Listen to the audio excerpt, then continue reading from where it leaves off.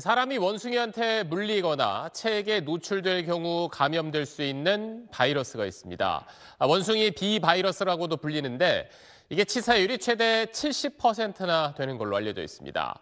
그런데 이 바이러스에 감염된 걸로 의심되는 원숭이 수백 마리가 국내에 반입된 뒤에 여러 곳으로 옮겨진 사실이 뒤늦게 확인됐습니다. 박소진 기자가 단독 취재했습니다. 정부 출연 연구기관인 한국생명공학연구원 산하 영장류 자원지원센터. 지난 2020년 9월 코로나19 백신 등의 연구를 위해 실험용 계자비 원숭이 340마리를 구매하기로 국내 한 업체와 계약했습니다. 그해 10월 말 캄보디아에서 원숭이들이 수입됐는데 센터 자체 검사에서 340마리 중 200여 마리가 원숭이 비바이러스에 감염된 정황이 발견됐습니다. 항체 검사 결과 양성이 나온 겁니다. 원숭이 비바이러스는 인수 공통 감염병으로 사람에게 옮길 경우 치사율이 70%에 달합니다. 중추신경계에 감염이 돼요. 심각한 뇌염이 생길 수가 있는 거죠. 치사율이 70% 이상이라는 거는 아주 위험한 그런 이제 고위험 병원체라고 이제 볼 수 있는 거죠. 항체가 나왔다면 현재 바이러스에 감염된 상태인지 아니면 과거에 감염됐던 이력 때문인지 PCR 같은 항원 검사로 확인할 수 있습니다. 하지만 센터 측은 아무런 추가 검사도 하지 않았습니다. PCR 많이 들어보셨죠? 그죠? 원숭이 타액이라든지 이런 것들에서 PCR을 통해서 이 바이러스 유전자가 있는지 없는지 그런 것들 이제 검사를 할 수 있는 거죠. 당시는 코로나19가 창궐해 전 세계가 공포에 빠져 있던 시기. 치명적인 바이러스 유입이 의심되는데도 센터 측은 추가 확인 작업을 하지 않았을 뿐 아니라 검역본부나 환경청에 이를 알리지도 않았습니다. 왜 그랬을까? 취재팀은 설명을 듣기 위해 센터를 찾아갔습니다. 센터장님 좀 뵙고 싶어서 그래요? 예, 왔는데 안 된다는데요? 센터장님 안에 계시긴 하나요? 대응이 불가능할 것 같다고. 하루를 꼬박 문 앞에서 기다렸지만 취재 요청에 끝내 응하지 않았고 상위 기관인 한국생명공학연구원 역시 인터뷰를 거절했습니다. 이후 연구원은 서면 인터뷰에서 검역본부나 환경청에 신고하지 않았던 이유는 항체 검사만으론 바이러스 감염이라 할 수 없어 신고 의무 대상인 질병 상태라고 볼 수 없다고 해명했습니다. 그럼 추가적인 항원 검사를 하지 않은 이유가 무엇이냐는 질의에는 원숭이 비바이러스가 생물 안전 등급 중 가장 위험도가 높은 4등급에 해당해 제한된 환경 하에서만 검사할 수 있어서 국내에선 수행하기 어렵다고 주장했습니다. 하지만 확인 결과 해당 검사는 국내 질병관리청에서 가능합니다. 문제는 여기서 그치지 않습니다. 센터는 결국 원숭이를 수입 업체에 반품하기로 했습니다.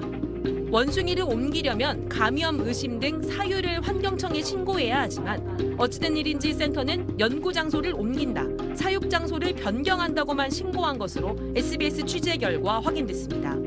그렇게 해서 감염 의심 원숭이 200여 마리는 전북 정읍, 충북 오창, 경기 성남 등으로 옮겨 다녔습니다.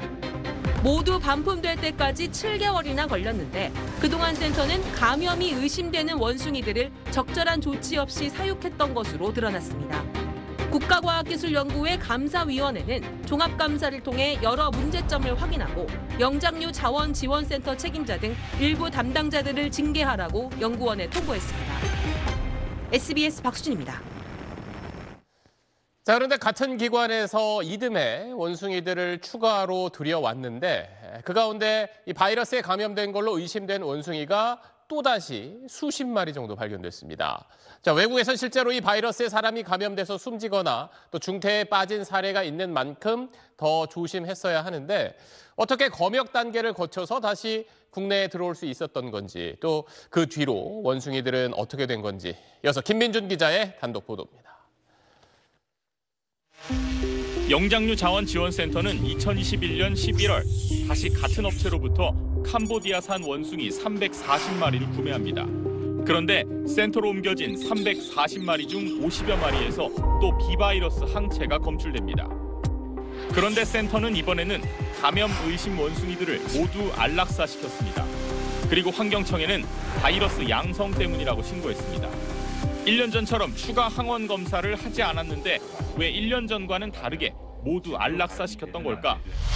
당시 센터는 1년 전과 마찬가지로 감염 의심 원숭이들을 반품하려 했습니다.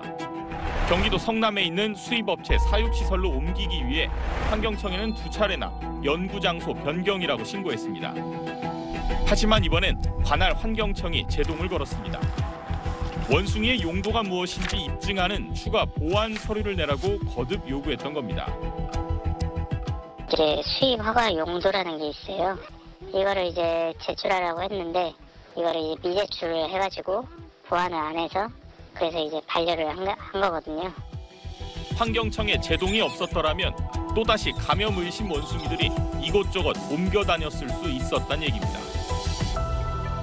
그렇다면 2년 연속 비바이러스 감염 의심 원숭이가 반입되기까지 정부 검역 체계가 걸러내지 못했던 건 왜일까요?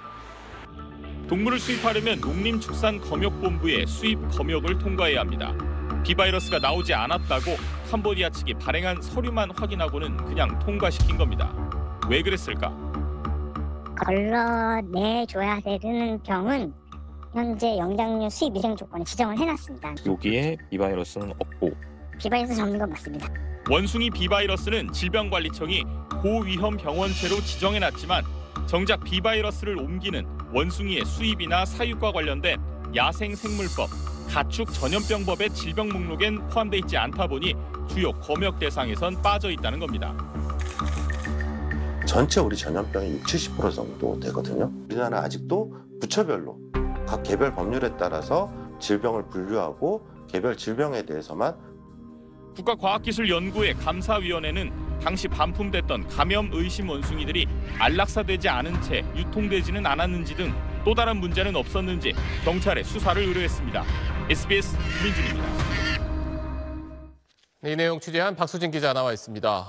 저희 바이러스 얘기를 저도 처음 들었는데 치사율이 이제 최대 70% 정도나 된다고 하니까 꽤 위험한 건데 이게 어떻게 전파가 되는 겁니까? 네, 원숭이 비바이러스는 생물 안전 등급 중 가장 위험한 4등급에 속합니다. 우리가 잘 아는 에볼라 바이러스랑 같은 등급인데요. 감염된 원숭이한테 물리거나 감염된 원숭이의 체액이나 분변이 사람의 코, 입, 눈을 통해서 체내로 들어가면 감염이 될 수 있습니다. 그렇다 보니까 원숭이와 접촉이 잦은 연구자 그리고 사육사들이 주로 위험에 노출이 됩니다. 사실 근데 뭐 원숭이를 우리가 가까이에서 뭐 접하는 게 흔한 일은 아니잖아요. 대신 뭐 외국, 특히 이제 동남아에 갔을 때 관광객들이 이제 원숭이를 만나는 경우가 있긴 한데 그때는 괜찮은 겁니까? 그러니까 실제로 지난해 홍콩의 한 공원에서 30대 관광객이 야생 원숭이한테 물렸는데 이 비바이러스에 감염이 돼서 중태에 빠지는 사례가 있었습니다. 그래서 우리나라 질병관리청에서도 이런 인수공통 감염병 예방을 위해서 원숭이 등 동물과의 접촉을 조심하라 이렇게 권고를 해오고 있는데요. 다행히 우리나라에선 아직까지 감염이 보고된 사례는 없습니다. 그러니까 뭐 일반 사람들은 모르더라도 뭐 연구기관에선 이런 내용을 알고 있을 텐데 근데 이거 왜 알고도 그러면 당국에 제대로 알리질 않은 겁니까? 앞서 보도를 해드렸지만 센터 측에서는 항체가 검출된 사실만으론 이게 바이러스에 감염됐다고 할 수 없다. 그래서 당시에 환경청에 감염 사실을 보고할 의무가 없었다. 이렇게 말을 하고 있습니다. 하지만 200마리가 넘게 동시에 감염 의심 정황이 발견이 됐다면 관계 당국에 적극적으로 알리고 또 추가 검사 등 적극적인 조치를 했어야 한다는 게 저희가 취재 과정에서 만난 전문가들의 이야기였습니다. 센터 측은 연구 장소를 변경한다고만 신고하고 이렇게 원숭이들을 반품 처리했다. 조금 전 말씀드렸는데 이 반품과 이후의 처리 과정에서도 석연치 않은 문제점들이 확인이 됐습니다. 이 내용들은 내일 이어서 보도해 드리도록 하겠습니다. 네, 알겠습니다. 박수진 기자 오늘 소식 잘 들었습니다.